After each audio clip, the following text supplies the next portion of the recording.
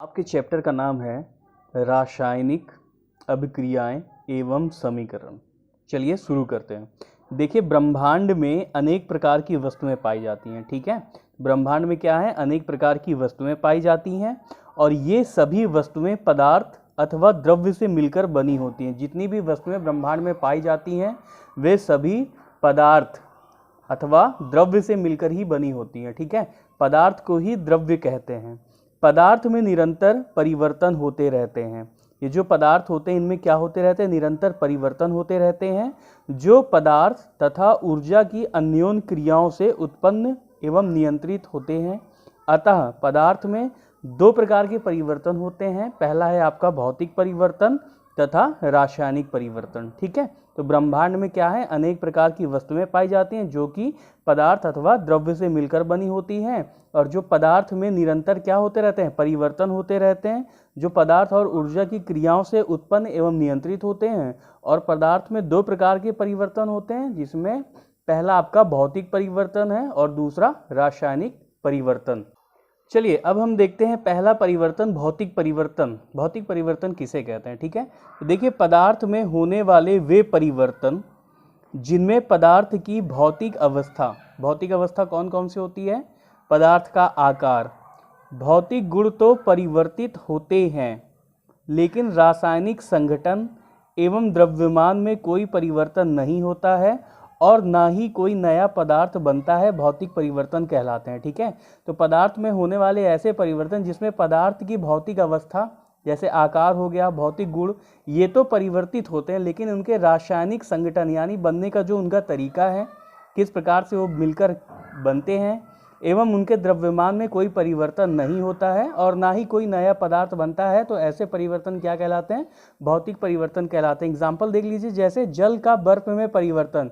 जैसे जल से क्या बनता है, बर्फ बनता है, आकार में परिवर्तन होता है, ठीक है, लेकिन उसके बनने का यानी संगठन हाइड्रोजन और ऑक्सीजन से मिलकर ही जल बनता है, तो उनके बनने का जो संगठन है और जो उसका द्रव्यमान होगा उसमें कोई परिवर्तन नहीं होता है। इसी प्रकार मेल्टिंग हो गया, गलन, क्वथन हो गया, जल का वाष्प में परिवर्तन, वाष्पन, हिमीकरण, ऊर्ध्वपातन तथा संघनन आदि ये क्रियाएं कैसी हैं, ये भौतिक परिवर्तन के अंतर्गत आती हैं। ठीक है, देखिए नोट में क्या लिखा है, भौतिक परिवर्तन अस्थायी परिवर्तन होते हैं, यानी ये भौतिक परिवर्तन जो होते हैं ये अस्थायी होते हैं, ये कुछ समय के लिए ही होते हैं और इन्हें आसानी से पुनः प्राप्त किया जा सकता है। जैसे जल का बर्फ में परिवर्तन, अगर जल से बर्फ बन गई तो बर्फ के पिघलने पर पुनः हमें क्या प्राप्त हो जाएगा, जल प्राप्त हो जाता है। इसी प्रकार ऊर्ध्वपातन की अभिक्रिया होती है, इसी प्रकार संघनन की अभिक्रिया होती है, इसी प्रकार जल का वाष्प में परिवर्तन होता है। जल को गर्म करेंगे तो वो वाष्प में परिवर्तित हो जाएगा और वाष्प को अगर हम पुनः ठंडा कर दें तो वो पुनः किस में परिवर्तित हो जाएगा, जल में परिवर्तित हो जाएगा। ठीक है, तो इस प्रकार भौतिक परिवर्तन जो होते हैं वो कैसे होते हैं, अस्थायी परिवर्तन है और इन्हें आसानी से पुनः प्राप्त किया जा सकता है। चलिए अब हम देखते हैं रासायनिक परिवर्तन को। ठीक है, जब कोई रासायनिक परिवर्तन होता है तो हम कह सकते हैं कि एक रासायनिक अभिक्रिया हुई है। कैसे? देखिए, अतः पदार्थ में होने वाले वे परिवर्तन जिनमें पदार्थ के अणुओं का रासायनिक संगठन व द्रव्यमान परिवर्तित होकर एक या एक से अधिक नए पदार्थ बनाते हैं, रासायनिक परिवर्तन कहलाते हैं। तो रासायनिक परिवर्तन वे परिवर्तन हैं जिसमें अणुओं का रासायनिक संगठन व द्रव्यमान भी क्या हो जाता है, परिवर्तित हो जाता है और उसमें एक या एक से अधिक नए पदार्थ बन जाते हैं। ऐसे परिवर्तन क्या कहलाते हैं? ऐसे परिवर्तन आपके रासायनिक परिवर्तन कहलाते हैं। जैसे रासायनिक परिवर्तन के कुछ उदाहरण देख लेते हैं, जैसे दहन। अगर हम किसी भी चीज़ को जलाते हैं यानी उसका दहन करते हैं तो हमें क्या पुनः वह वस्तु प्राप्त नहीं होगी, अतः ये कैसा परिवर्तन है, ये आपका रासायनिक परिवर्तन है। लोहे पर जंग लगना, यदि लोहे पर एक बार जंग लग गया तो उससे पुनः हम लोहे को प्राप्त नहीं कर सकते, तो ये कैसा परिवर्तन है, ये भी आपका रासायनिक परिवर्तन है। इसी प्रकार दूध से दही का बनना, श्वसन क्रिया आदि ये क्या है, ये रासायनिक परिवर्तन है। चलिए अब हम देखते हैं रासायनिक परिवर्तन के क्या गुण होते हैं। ठीक है, तो सबसे पहला गुण है रासायनिक परिवर्तन स्थायी परिवर्तन है, यानी रासायनिक परिवर्तन कैसा परिवर्तन है, स्थायी परिवर्तन है। एक बार यदि वस्तु में रासायनिक परिवर्तन हो गया तो उसके बाद पुनः वह वस्तु हमें प्राप्त नहीं हो सकती। तो इस प्रकार जो आपका रासायनिक परिवर्तन है वो कैसा परिवर्तन है? स्थायी परिवर्तन है। दूसरा पॉइंट आपका लिखा हुआ है रासायनिक परिवर्तन के फलस्वरूप। देखिए, जब रासायनिक परिवर्तन होता है तो उसके फलस्वरूप पदार्थों के रासायनिक गुण परिवर्तित हो जाते हैं, यानी जो नया पदार्थ बनता है उसके गुण क्या हो जाते हैं? अपने से पहले मूल तत्वों के गुणों से अलग होता है। तो देखिए क्या लिखा है, रासायनिक गुण परिवर्तित हो जाते हैं तथा नए बने पदार्थ के गुण मूल पदार्थों से भिन्न होता है। जैसे आपका दूध से दही बनता है तो दूध में क्या खट्टापन होता है? बिल्कुल नहीं होता, लेकिन दही कैसी हो जाती है? खट्टी हो जाती है। यानी जो दही नया पदार्थ बना है उसके गुण मूल पदार्थ यानी दूध से क्या हो गए? भिन्न हो गए। तीसरा पॉइंट लिखा है जब भी कोई रासायनिक परिवर्तन होता है तो इसमें कुछ गुण आपको दिखाई देंगे, जैसे गैस निकल सकती है। अगर कोई रासायनिक अभिक्रिया या कोई रासायनिक परिवर्तन हुआ है तो उसमें क्या है? कोई ना कोई गैस निकल सकती है। दूसरा है अवक्षेप बन सकता है। अवक्षेप क्या होता है? अवक्षेप होता है एक ठोस पदार्थ होता है जो अभिक्रिया के फलस्वरूप बैठता है और जो टेस्ट ट्यूब में नीचे तली पर बैठ जाता है। ये एक अगलनीय पदार्थ होता है, वो अवक्षेप कहलाता है।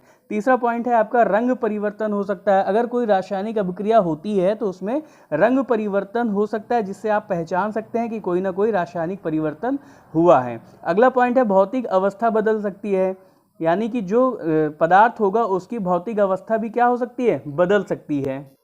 अगला पॉइंट है आपका तापमान बदल सकता है, यानी रासायनिक परिवर्तन में क्या हो सकता है? पदार्थ का तापमान भी बदल सकता है। अगला पॉइंट है आपका रासायनिक अभिक्रिया जब होती है तो क्या होता है? अभिकारक के रासायनिक बंध टूटते हैं। अभिकारक क्या होता है आगे हम लोग पढ़ेंगे, ठीक है।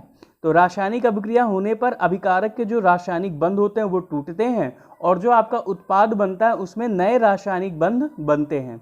अगला पॉइंट है आपका रासायनिक परिवर्तन में नया परमाणु नहीं बनता है, यानी जब रासायनिक अभिक्रिया या रासायनिक परिवर्तन होते हैं तो उसमें कोई नया परमाणु नहीं बनता है।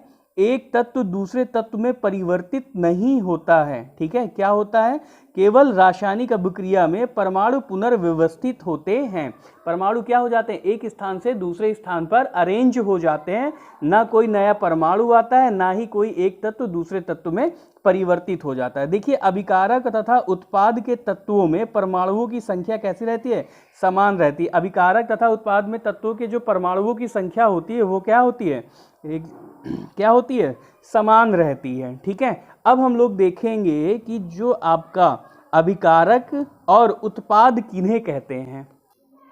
देखिए, अभिकारक और उत्पाद के बारे में, जो पदार्थ रासायनिक अभिक्रिया में भाग लेते हैं वे अभिकारक कहलाते हैं, ठीक है।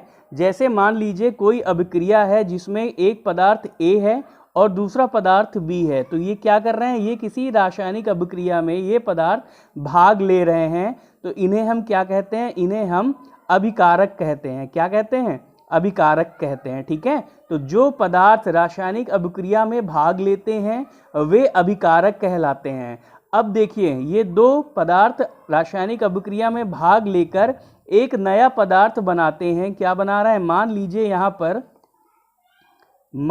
यहाँ पर नया पदार्थ बनता है AB। क्या बनता है? AB बनता है, ठीक है। तो जो नए पदार्थ बनते हैं उन्हें क्या कहते हैं? उत्पाद कहते हैं। तो ये जो नया पदार्थ बनेगा इसे हम क्या कहते हैं? इसे हम उत्पाद कहते हैं। एक बार फिर से देख लीजिए, जो पदार्थ रासायनिक अभिक्रिया में भाग लेते हैं उन्हें क्या कहते हैं? उन्हें अभिकारक कहते हैं। और जो नया पदार्थ अभिक्रिया में बनता है उसे हम क्या कहेंगे? उसे हम उत्पाद कहेंगे। इसको पहचानने के लिए आप ये देख सकते हैं, ये जो तीर के बाईं ओर के पार्ट्स होंगे, बाईं ओर जो भी पदार्थ होंगे इन्हें आप अभिकारक कहेंगे, और तीर के दाईं ओर जो भी आपके पदार्थ होंगे इन्हें आप क्या कहेंगे? उत्पाद कहेंगे।